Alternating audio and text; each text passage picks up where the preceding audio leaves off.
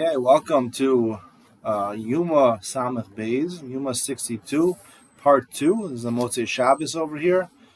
Doing it from my bedroom. My son is starting to wake up from now, so he starts crying. I don't know where it's from. This is the Talmidei Chachamim edition of the Derech Eretz. We renamed the first part called the Derech Eretz edition. This is the Talmidei Chachamim edition. Chiddush, Mishnah, Samach Beis and Aleph starts a new parak, the sixth parak. It says Shnei Seira Yom Kippur Mitzasan Shiyu Shnei and Shavin B'Mara Uvekoma Uv'Damim Uv'Likichasan Ka'akechad. One of the mitzvahs of the Shlu Seirim, you brought one Hashem, one Azazel, is that they should be similar in appearance. Rashi says they should either be both white or black or gray. They should have the same height and they should cost the same amount. And preferably you should purchase them at one time from one seller. The Mishnah continues, even if they're not similar, it's kosher. So it's interesting, Lashon, usually when something's b'di'eved, you say yatsa yidei chavaso. Ksherin sounds kosher, sounds like achila. So if it's l'chadchila that you don't need these things, so then what is this requirement for shavin umar v'koma v'damim l'kichasan ka'achad? Is this a real requirement or is it not? The Gemara on Samach Beis and Beis starts off Tana Rabban Rigzor Brayso Yikach Shnei Sirei Izim Miyut Sirei Shnayim. It's going to explain where our Mishnah learned this halacha from. Now, it says the word Seirei, that's plural, so at least two are indicated. Shnayim, why does it say two? Matam Alomar Shnei. Sheyu, Shnei and Shavin, they should both be similar. Minayin Afish and Shnei and Shavin. How do you know that's kosher even if both of these animals are not Shavin? Cherin. Talmud Lomar Sir Riba. It says the word Sir a second time to include even though it's not exactly the same. Time of the Rabbi Rachmana, Hala Rabbi Rachmana Mina Psulin. If it didn't include, I would have thought they're puzzle. Ikuva Minalan. Where is the ikuv that holds you back? You wouldn't be able to the mitzvah from. Sakadai Lechamina Shnei Ksiv Ahash Shnei Ksiv. It says the word Shnei three times. You might think it means that they have to be exactly the same in Mara, Koma, and Damim. Kamash Malan, that it says the word Sir Riba, that even if it's not, it's okay. So then it says, the Rabbi Rachmana Sir Shnei Lamali. Why need Shnei three times? There is the makor for our Mishnah that it should be similar, lechatchila, or similar. The best way possible is to do it. They have to be similar in appearance, in height, and in cost.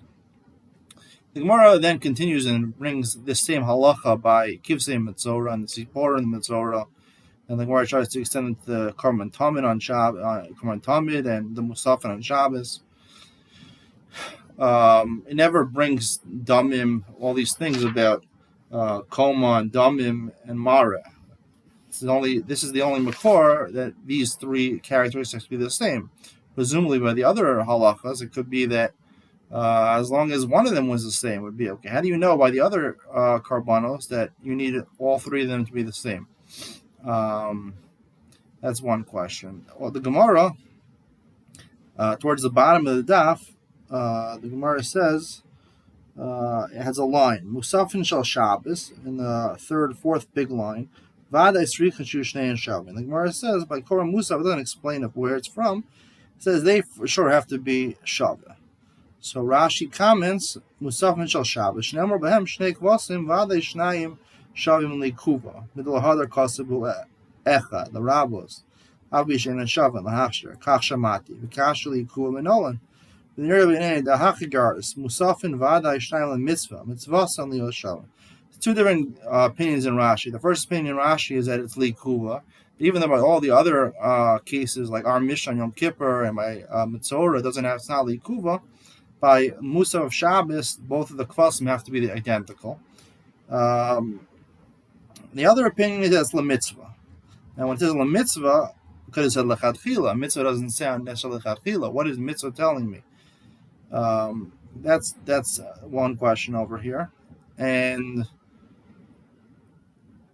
So basically, I want to suggest over here that when it says ksherin means lechatchila.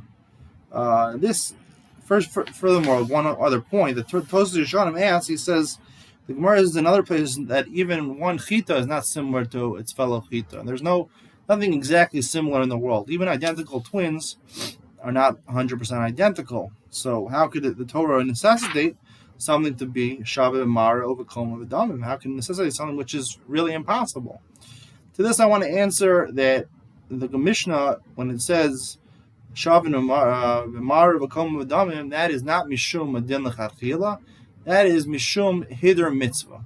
There's a mitzvah, Hider Mitzvah. Rashi in Mezechah Shabbos, when discussing the Neiros of Chanukah, and it says Mahadrin, Min Mahadrin. Rashi comments Mahadrin, Hider Mitzvah is Lahader Achara Mitzvahs, to run after mitzvahs.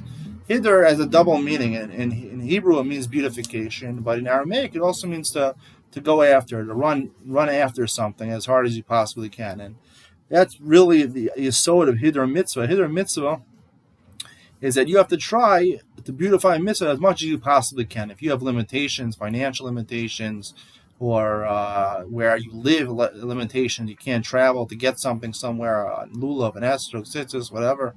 So those limit you. But you have to try as hard as you possibly can. And that's what the Torah requires you. And the concept of Hider Mitzvah basically is in the portions of mitzvahs that are rishus, that we have things that the Torah says you have to do. And there's things like we have free will, that you have choice to do what you think is the right thing to do in that time. And all the Torah really expects of you is to try your hardest, to try to give it all you got, to try as hard as you possibly can. That's what Torah necessitates of you, and that is the parsha of Hider Mitzvah. So that's, I think, learned out of the Gemara. The Gemara, when it brings the makor for this, the Gemara says that the reason that it's okay if you don't have Shaveh B'mara B'kom Adam is because Sir Riba. And the Gemara says, what do you do with Shnei? So we would have thought Shnei is Likuva, but once we see Sir that you don't need it, so then Shnei is Lamar L'Koma L'Damim. So it comes out at the end of the day that there was a havamim that Shnei would make Likuva, that you really, even with the Avid, it wouldn't be Yosef the Sirim if they weren't Shaveh, if they weren't similar, if they weren't exactly alike. And the Gemara throws it off. Shnei is to tell you, Mara Kol Adam, that there's a Hider in these three things. And Mara Kol Adam, that's considered a Hider Mitzvah, they should be similar to each other. And that's a Hider Mitzvah, because it's no longer Likuva. And that's why the Gemara says kosher, even the Chadchila, it's kosher. And that would explain also why the Gemara says that the Musafin is the mitzvah, like the Girsa Rashi, the mitzvah. The Musafin doesn't say anything Likuva. We wouldn't say it means that you have to do it. We're saying the mitzvah that they should be similar based on the fact of Hider Mitzvah, and you should try as hard as you possibly can to make them similar, but even if they're not, if they're different. And all these halachas, that's why he says only Mara Kom Damim by one place, by Yom Kippur, and we would assume the same halachas, Mara Kom Damim, you're trying to make them similar in those three aspects, also by the other places, by Metzora and Tamid and other places. We'd know that because it's not a lima. It's not a lima that you need these things al pi halacha. It's a lima nehider. It's just a gilui. These things are considered hider if they're similar, mara kom damim, and therefore it's all a parsha of hider mitzvah, not a din l'chadchila. Have a good night and a good motish.